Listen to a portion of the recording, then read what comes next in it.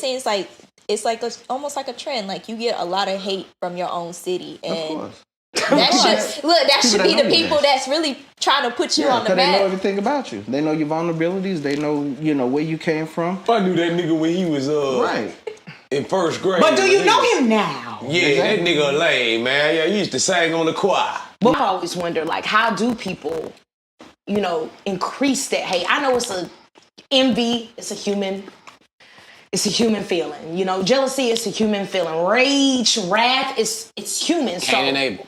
Yeah. So, like, when you're in your city, how do you differentiate that hate from the ones who support you or the fake support? It's just like, what is the point of that if it's going to also turn into hate as you grow up? I believe if people are being fake to you, that means you're being fake to yourself some way. Why do you say that? Because people are a mirror of you.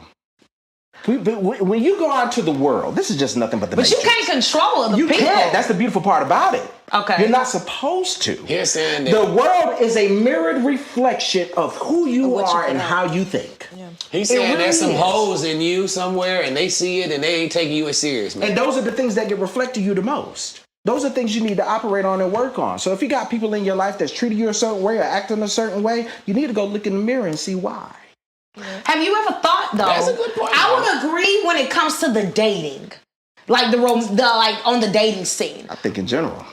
It can be like, especially like with your friends, but even with people that you have no association with, like I can't really say, yeah, this person is mirroring me when I've never had a conversation with them in my life. I see your point there too. You see what I'm saying? So it's like I've had friends that treat me poorly. I'm like, damn, like I need to love myself more. Those motherfuckers you don't need to pay attention to. But to his point, if they in your circle and they being fake towards you, they might see some character flaws that maybe perhaps you could take the Michael Jackson and Brennan standpoint and start with the man in the mirror and figure out. You have to. The fuck. Because I've been there. I've been there where I've had to sit back and figure out at different points in my life, why I go through this with this motherfucker? Now, some kind of time the motherfucker could have been just a flawed ass person. Or do you don't think it's like some people just be in competition with you? It may not even be Of like course. It's a game. The life is a game. Nobody wants everything's a mirror. Have competition.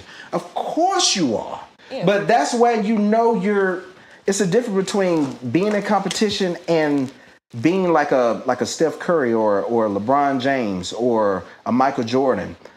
You get to a certain, or Kobe Bryant, even better. But where would the competition come from? The competition, there is no competition. Where does that come from? Like, what is Kobe that word? Bryant will push himself harder than anybody.